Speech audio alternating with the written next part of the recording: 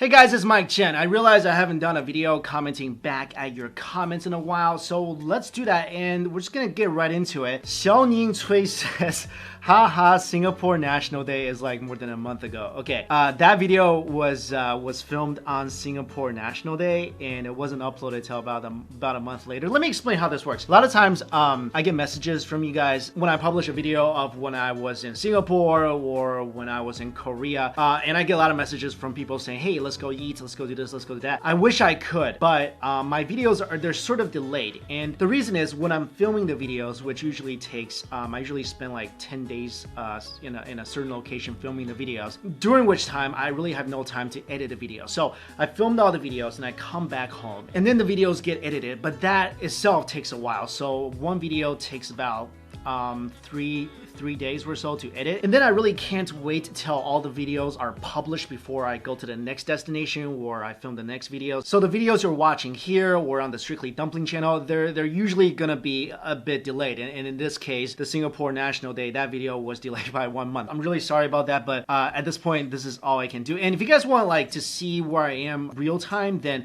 I would suggest following my Twitter account, Facebook account, and Instagram account. I have all those information for you guys in my description box down here. I try to keep them pretty much updated, especially the Instagram and Twitter accounts, so definitely follow that if you want to know where I am at all times. Next, Althea Nichols, who's been commenting a lot. Thank you so much, Althea. She says, Mikey-chan, you just keep bringing these exciting videos, and the music sounds so great. It complements the videos perfectly. You just make the food on the plate dance with mouth-watering excitement. Your channel is just so exciting and fun to watch. Thanks for always making these great videos and sharing them with us, your subscribers in subscribers land, which we all appreciate. Till the next video, different time, different place. God bless. Bye. Well, thank you so much, Althea. And if you guys notice, I am trying to make the videos better by investing in better equipment. So right now, most, if not all the videos should be in 4K. There's a team of really talented people that work with me so they can edit the videos and make it look a lot nicer than when I used to edit myself. And I feel bad for them because their main job is take out all the dumb things I say in the videos, which is a lot. I continuously just say really dumb stuff.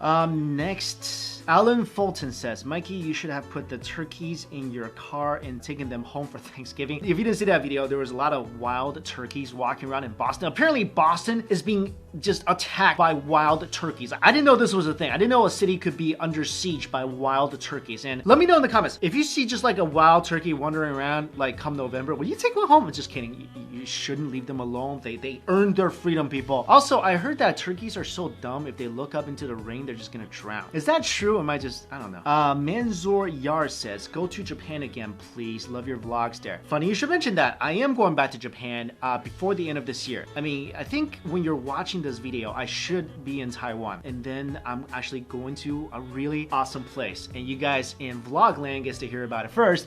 I'm going to Peru. Yep, right after I get back from Taiwan, I'm going to Peru and I'm going to film for Beyond Science. We're doing a 12-part documentary series on Beyond Science, and we're doing a food show all in Peru. So first time in South America, can't wait. The next one is from Shia LaBeouf. Ooh, hey Shia LaBeouf. Okay, that's not the real person. Anyway, Mike, you didn't order off their secret menu. Go back, order their lemon cake. It's the most absurdly delicious cake you'll ever have. I know. I've tried most things at Del Frisco Steakhouse, and the lemon cake, don't sleep on that lemon cake. I mean, I don't even like lemons that much, but that lemon cake, my mouth is watering just thinking about it. Next up, the St. Regis Hotel in Singapore video. Louis Fabi says, I find the butler service intimidating. I did too. I absolutely did. I'm not a fancy person, as you can see from, you know, the way I typically dress and the way I stuff food in my mouth. I'm not a really fancy person. Like when I see like somebody all decked out in a tuxedo bringing me like desserts, it's a little intimidating. I don't know what to do at that moment. So I agree. I totally agree with you. I don't think I could ever get used to like a full-time butler living inside your house. Next, we're gonna jump to the Singapore Airlines video. Beast PS Gill says, can you do more business class videos? I'm trying. The thing with business class videos and first class videos, I really want to do more first class videos, is that I gotta pay for the tickets myself, and it's usually a lot of money. I don't make that much money yet to be able to just like every flight I take, fly business class or first class. And honestly, guys, yes, I do enjoy flying business class, and I really loved flying first class at one time, and I wish I could get used to that, and that could be something I do every single trip I take. And I mainly do it to film the videos and film the reviews. That's the primary reason I do it. And airlines don't really sponsor you that much in terms of first class tickets and business class tickets. I think they almost never sponsor first class tickets. Business class tickets, I know they do do some, but then I think they put a lot of restrictions on there, so I also don't want to be restricted. I want to give my full honest opinion about things, so I have to buy the tickets myself, and that's the reason why I'm not doing it all the time. If I could afford it, hey, I just fly out around the world. Next, Music Machine Player 31. Great vlog, Mike. What laugh mic are you using? I get this question a lot. That's why I actually listed every single equipment I used to film and record every single thing I have in my studio is in my description box. If you click on the Amazon store, I bought everything off Amazon. So all the cameras, all the mics, everything I use is listed there. And this did come with a lot of trial and error. So I have switched up a lot of different equipment. But I think what I have now, at least, I'm pretty happy with. Next up, Chosen King TM. Hi, for some reason, it didn't notify me. I get this a lot too. A lot of people are emailing me and messaging me saying that they're not getting notifications when I upload a video. I think this is a huge YouTube problem that's been going on for a while. And to solve it, you need to click on that, not just the subscribe button, but the little bell button thingy. And then supposedly you're gonna get all the notifications. Next up, Walter Varaart says, always love these flying videos, fun to compare to different companies. Hope I'll be able to afford a business class flight with Japan Airways one time. Yeah, I totally agree with this. If you can only fly one airline business class, I would say it would have to be Singapore Airlines, because I feel like their business class seats way bigger than any other seats I've been on. But for service and food, I would definitely recommend a Japanese airline. I think ANA by far has been the most memorable experience for me flying business. The people were so sweet, the food is fantastic, but if you just want comfort, Singapore Airline has the best business seats. Minerva Lynch says, have you ever considered going on a cruise? They aren't that expensive and they're a lot of fun.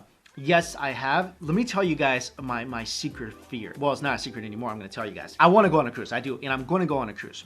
And I think my biggest regret in my life is when I was in college, I did not go on the semester at sea program, where you're basically at school on a cruise ship going around the world. I mean, oh, I wish I did that. If anyone has ever done that, let me know what I've missed, or just tell me it sucks so I don't feel so bad anymore. Anyway, I want to go on a cruise because all I've heard about what you do on a cruise is you just get up and you eat, because everything's a buffet, and then you just sleep and you get up and eat. That sounds like perfect fun for me. The reason I haven't done a cruise yet is because I am deathly afraid of something. It's just a nightmare for me. I'm afraid of falling into the water somehow, or getting left behind. I'm in the middle of the ocean and I'm just like waiting for something to eat me. Legit, my worst fear ever is that happening. Now look, is it an irrational fear? Sure it is. But could it happen? I think so. I mean, every year you read at least 2 or 3 articles where somebody falls overboard, or you watch that movie where the honeymoon couple gets left behind. I mean, it's just the worst thing. But I promise you, I'm gonna go on a cruise maybe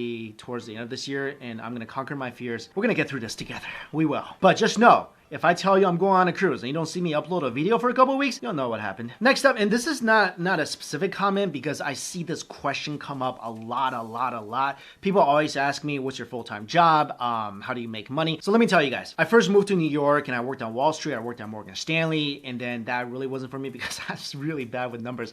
I'm really good at interviewing, so I think they gave me the job and then they probably regretted it because I'm just so bad with numbers. So I left Wall Street and I started doing this as a hobby. And now I do this full time, and I've got like over 10 channels. I work with a great group of people, and we just all create videos together. And the income for me, mostly it just comes from YouTube ads. So the ad you see in the beginning, that's basically where most of my income comes from. And regardless of what certain sites says how much I make, I don't make that much. I mean, for sure I make enough to afford a decent living, but I 100% don't make as much as those sites say I make. But yeah, this year, YouTube income, I'm sure you guys have heard, it's just kind of crashing down. And I do get some comments from people complaining about the pre-roll ad. Well, I'm sorry. That's how I can keep on doing this. Otherwise, yeah, it's just got to go back to being an accountant or something, which again, I'm really not good at. And of course, this year with the whole adpocalypse thing, yeah, revenue across the board on YouTube has dropped. Same for me as well. So is it a really stable thing? I don't think so. But for me, I am doing what I love. I'm talking about food. I'm talking about weird, mysterious stuff. I'm lucky enough to have a great fan base. So yeah, like I said, is it the most stable job in the world? Not really, but I'll do this as long as I can. Also, I don't know if you guys know, I got t-shirts here.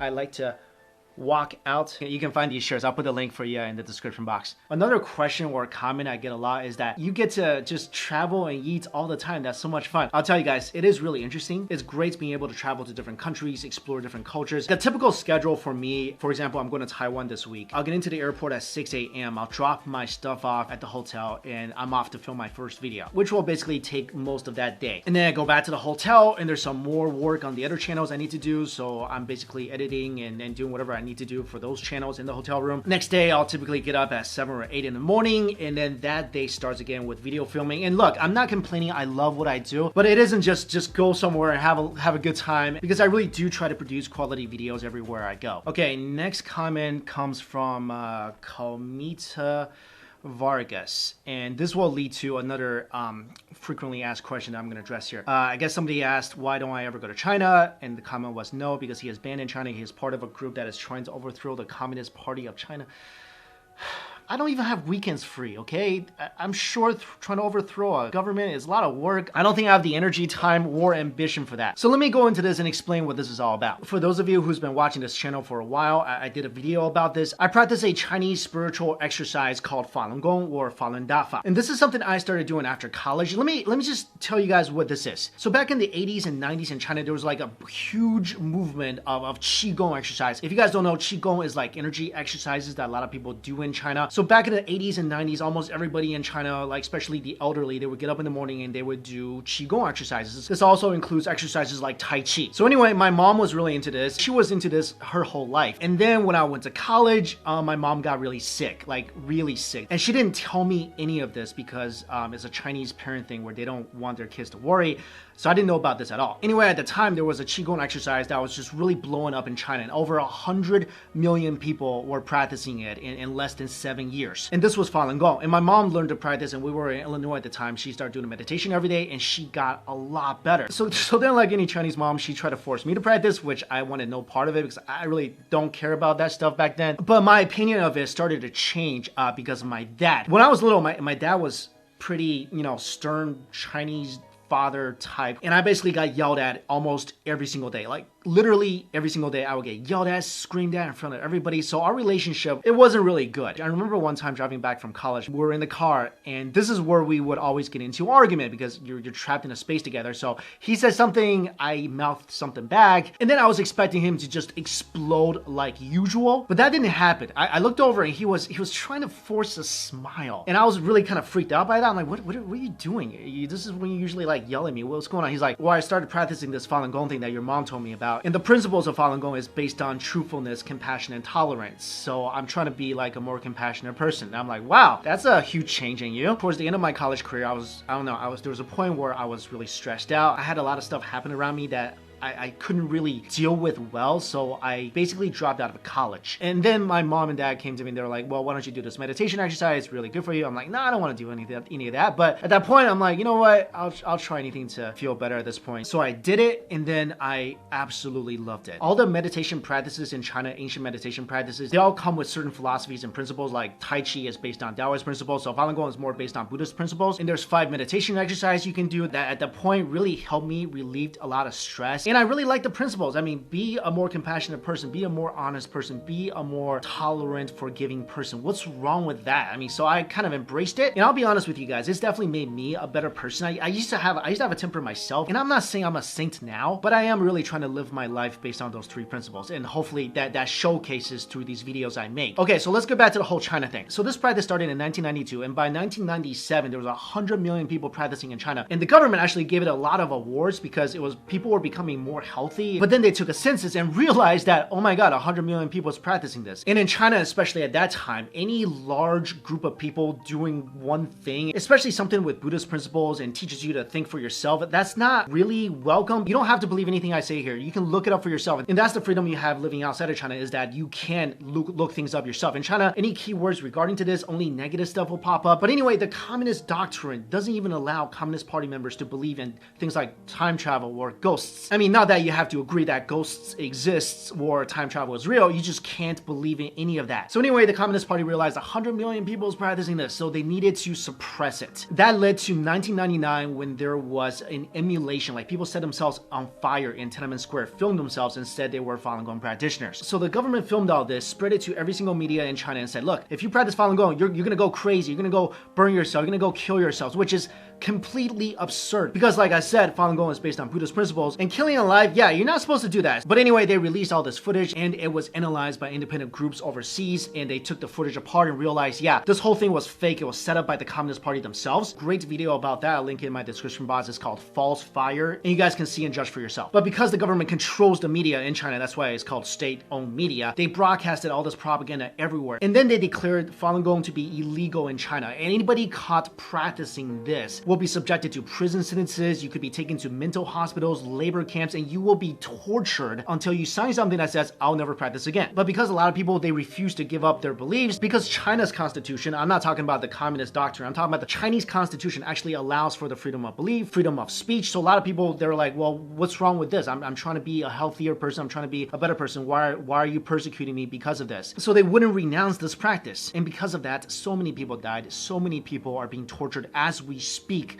just because they decided to do this meditation practice. And then a bunch of years ago, and this is where it gets really dark, a member of parliament in Canada, a human rights lawyer, they found out that China is actually engaging in an organ harvesting trade. And this is well reported by everyone from the New York Times to the BBC to the Washington Post. This is not a secret. Basically, the organ harvesting trade is that Chinese prisoners, when you go into prison, they take your blood, and people from outside of China will go to China for an organ, which will only take a matter of weeks. And these media entities found that in many cases, what they will do is that when they match you up with an organ that belongs to a certain prisoner, the prisoner is still alive. So they would execute the prisoner and take the organ and sell the organs to whoever wants it. And they found out that most of these prisoners executed for their organs are Falun Gong practitioners. And that's because Falun Gong practitioners are sent to prison not really because they had a drug problem or they killed somebody, and they're relatively healthy individuals. And that's why so many Falun Gong practitioners around the world, they speak up about this. They're saying, hey, look at this atrocity that's happening in China even to this day. And we need people to be aware of this so we can, I don't know, find some ways to stop this crazy, inhumane thing that's happening right now. So back to the question of, can I go back to China?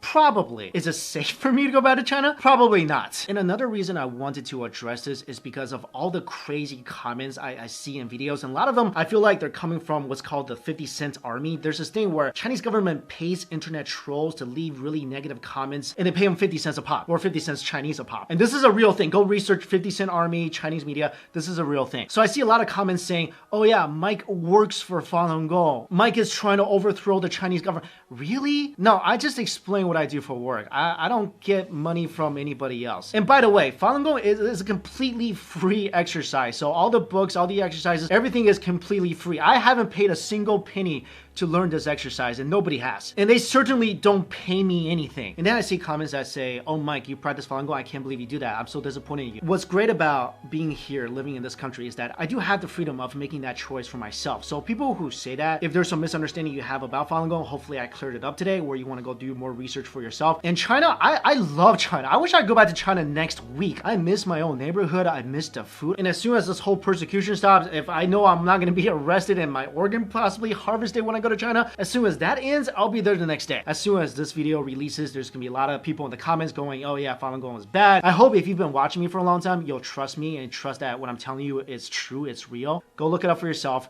Washington Post, New York Times, all the major media has reported on this. This is something real. It's horrifying. It's happening right now. And if you guys wondering, okay, what can we do to stop this? I feel like just being aware of it is step number one. And there are petitions all the time. I'll see if I can find one. And you can sign that to bring more awareness to the issue. And hopefully just with more people knowing about it, we can end this atrocity someday soon. Guys, I really appreciate you watching this. This is a topic that is obviously very sensitive to me. It's very close to my heart. And like I said, I talked about it before in a couple of videos, but never as in depth as this time. But I feel like it needed to be addressed because of all the crazy comments that's kind of floating around. So hopefully this cleared it up. Thank you so much for watching this video. I'll see you later.